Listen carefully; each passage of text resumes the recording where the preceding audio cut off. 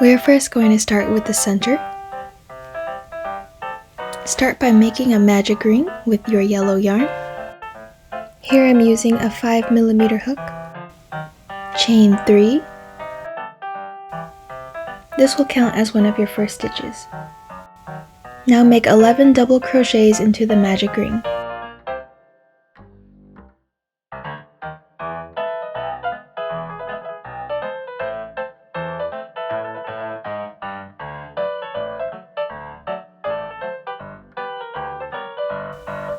At the end, you should have a total of 12 spaces in the magic ring.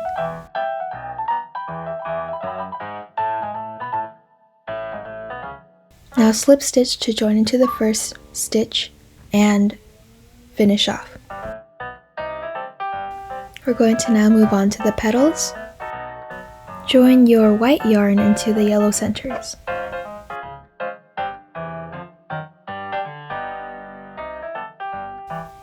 Chain 4, and this will count as your first stitch. Make 3 triple crochets into the same stitch as you did the 4 chain.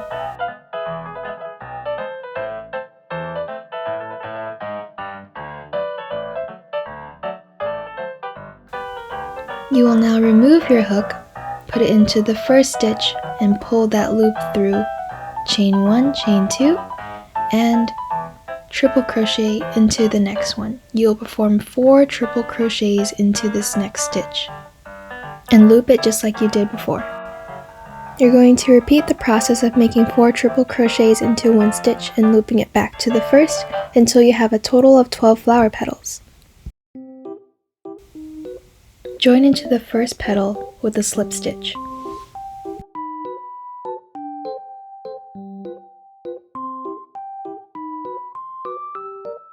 Now cut your yarn and finish off. At this point, I tied the tail of the magic ring into one of the stitches of the center. This way the magic ring doesn't undo itself.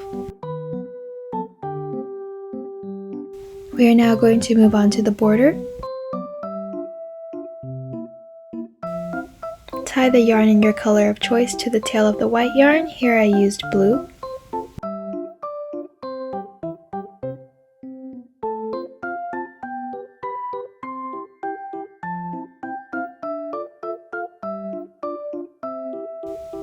Chain 4, and this is going to count as your first stitch. Make 2 triple crochets into the same space that you made the chain for.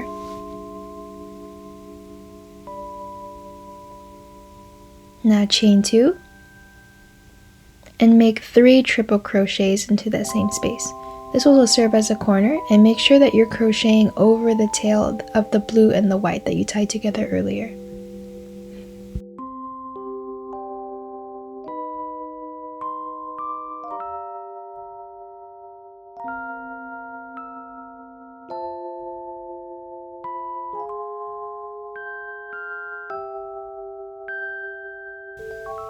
For the straight edges, you're going to make 3 double crochets in the same space, and you're going to do this into 2 spaces, so this space and the next space.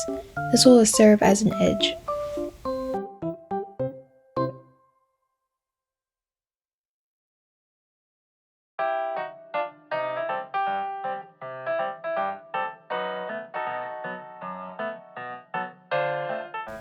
For this corner and the next 2 corners, you're going to make 3 triple crochets.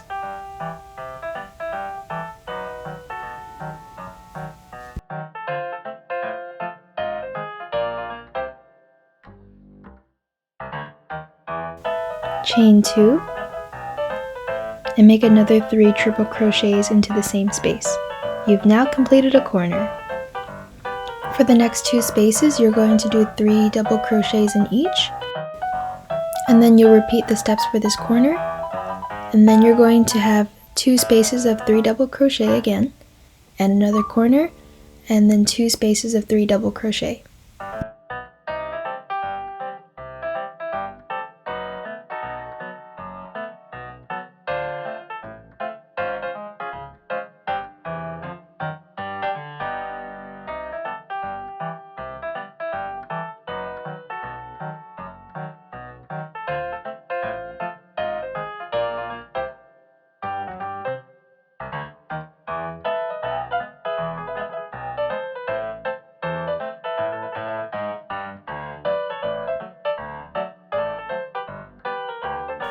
Once you're finished with this row, you're going to join it to the first stitch with a slip stitch. We're now going to move on to row 2 of the border. Start by chaining 3. Make 1 double crochet. For the corners, you're going to make 2 double crochets into that corner space. Chain 2. And make another 2 double crochets into that corner space. You're going to repeat this corner sequence into all the corners and double crochet all the way around in anywhere that's not a corner, so the edges. Here's what it should look like after you finish row 2 of the border, and slip stitch to the first stitch to join. We're going to now move on to the final row of the border. Chain 1 and single crochet into every single stitch all the way around. At the corners, you're going to make 1 single crochet, 1 double crochet, and another single crochet.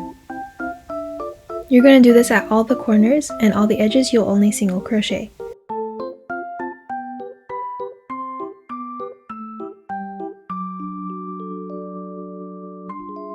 When you get to the final stitch, you're going to slip stitch to join and finish off. Let me show you this trick I learned to make an invisible finish. You're going to go into the next stitch, pull that tail through, and go back into the loop that it came from, and then you're going to put it in between those 2 loops. So it looks as if it's a single crochet. And you're going to jiggle a little bit to straighten it out. So I made approximately 70 of these, which I soon found out was too many because I only used 54 as seen in the diagram here. Please use this diagram as reference and adjust to your size. To join, start by making a slip knot. I use a smaller hook here. And at the corners, you're going to go through both of the corners. And make sure you're going through both loops.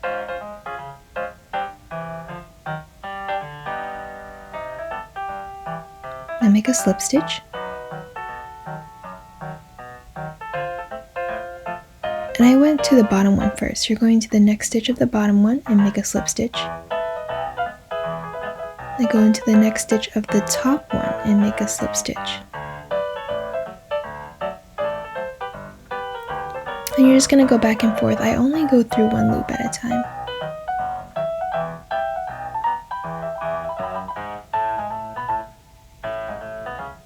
This is where you have to be careful because this was our invisible stitch. You're going to have to go through the top stitch and the bottom stitch to make sure that it doesn't undo itself. And make a slip stitch. And also, as you're going back and forth making your slip stitches, you want to make sure that you're crocheting the tail in between the yarn. In this way you can hide it. So as you're going in the bottom, the yarn has to be underneath the tail, and then when you're crocheting over the top, then you have to make sure the yarn is above the tail. For the last stitch, you're going to go through both of the corners again, like I said in the beginning, and make a slip stitch. Bring another 2 squares together, and you're going to repeat the process, so go through the corners of the top and the bottom both at the same time and make a slip stitch. Use this method to piece together all the squares according to the diagram that I showed earlier.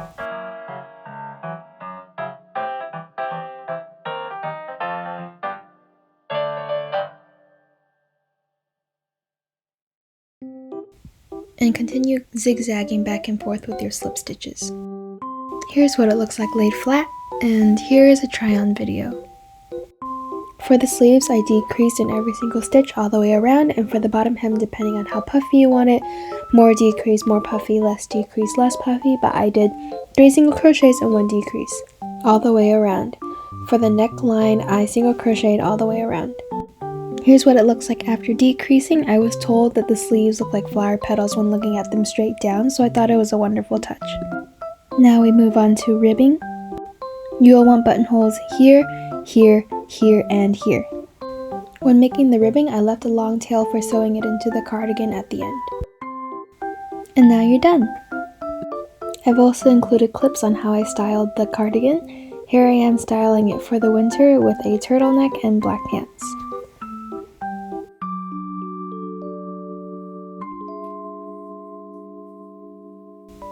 And here I am styling it for a slightly more semi-formal occasion with a blouse and the same black pants. Here's my summer look with a t-shirt and black shorts.